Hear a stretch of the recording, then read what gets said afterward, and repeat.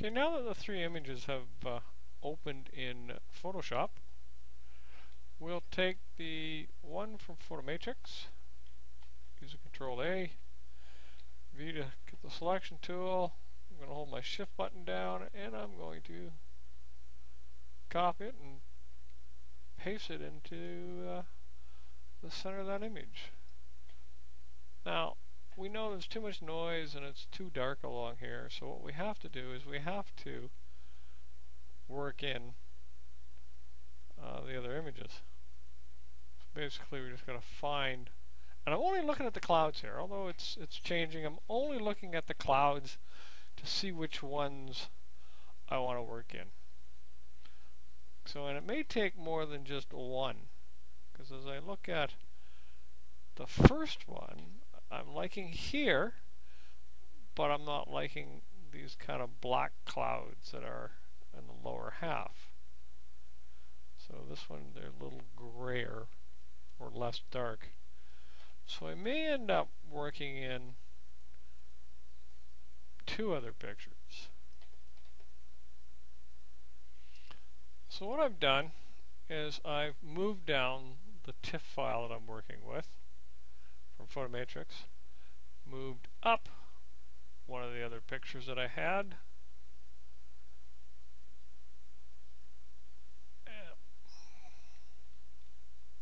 there we go, and I kind of like the clouds here, so I'm going to work those clouds back in with a mask. So basically what I'm doing is I've got opacity set to 38%. I've selected white and I'm painting on my mask.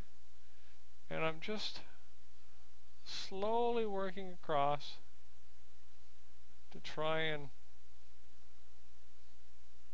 bring those white clouds back in and bring in kind of that blue sky. Okay, that's kind of what I like, to bring that back in. I don't want to overdo it, just want to be able to kind of see the clouds.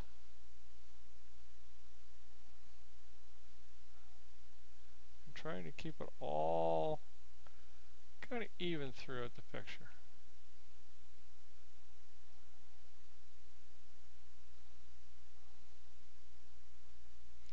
Okay, so what I've done here is I've brought up the next layer of what I like to the clouds.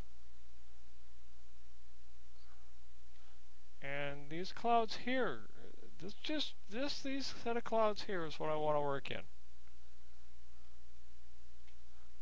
So again, I'm working at, well, 38%. And I'm just going to slowly, not paint on my right layer, make sure I'm on the mask, and I'm just going to slowly work in those clouds. Now remember, I'm only working at 38%, so I'm not shaking big chunks of it out.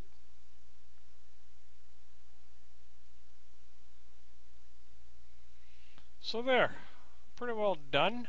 I've worked all my clouds back in. I've got my sky where I want to be, and it took a little bit of time. And I ended up going like the opacity down to 11%.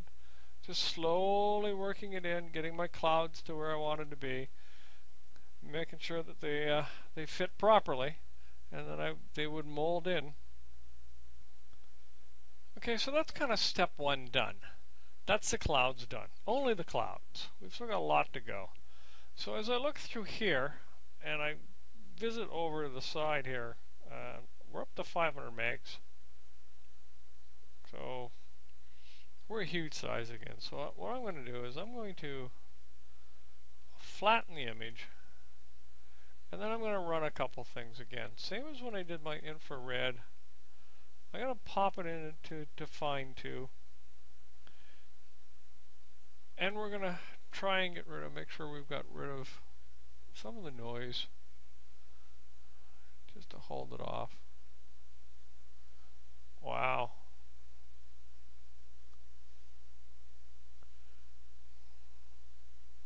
Try this this at automatic, see what it does. And it only gave me you're gonna give me more than one. Okay, so I added some control points. See if I can clear up some noise for me. I'm kind of happy with that. So I scoot through and check through the window down here in case you. Still a little bit of noise in the sky, but we're going to have to get rid of that later.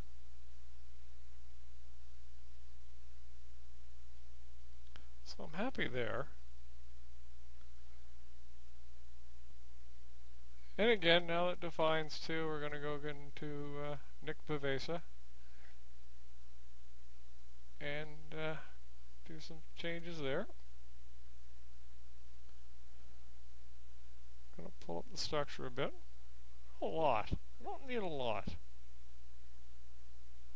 A bit of contrast.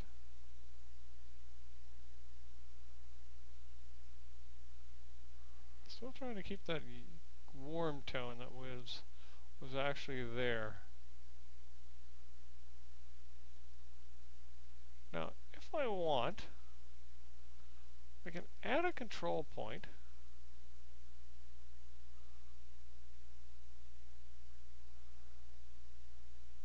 And it will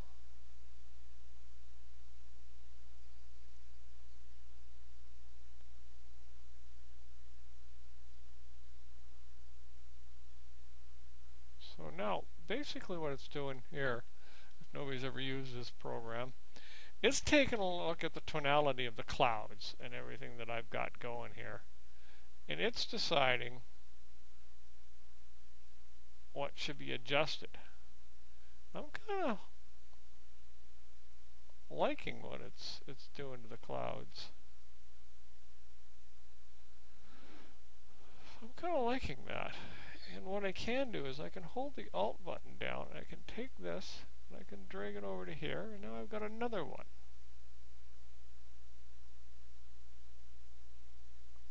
So again, interlink.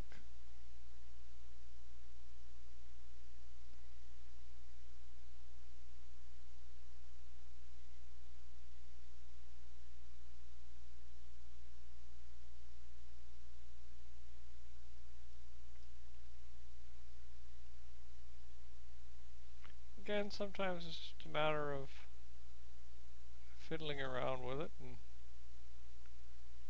bring back my blue sky here. I'm getting kind of what you want.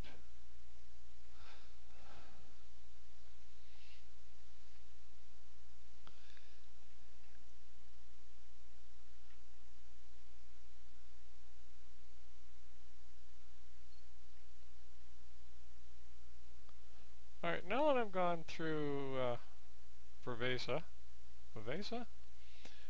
kind of happy with the sky. It's got some good detail in there. Now what I want to do is I just want to make it just a little bit more punchier.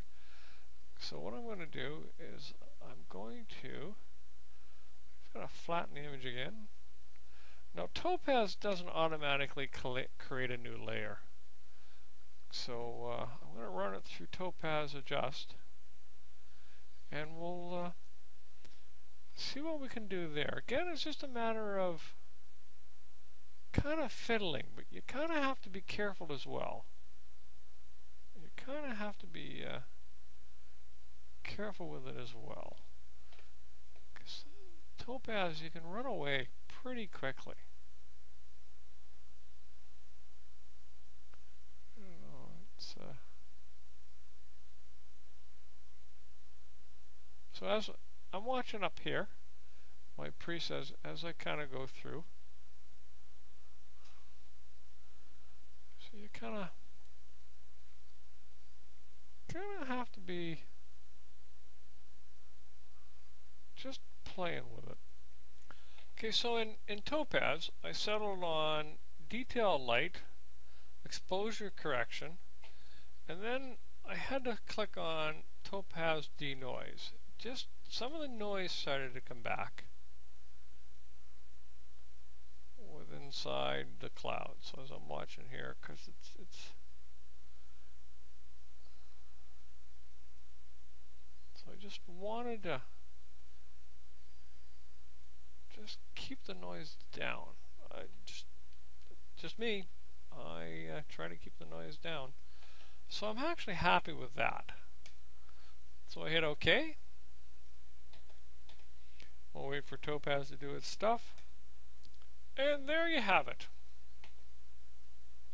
Completed HDR from Lightroom through Photomatrix and a Photoshop to a bunch of plugins. And that's how I do it. And before you ask, yeah. Every picture, probably an hour to 4. Maybe sometimes even greater than that. Sometimes I bet you I've worked like 8 hours on a picture. So, have fun and get out there and shoot more.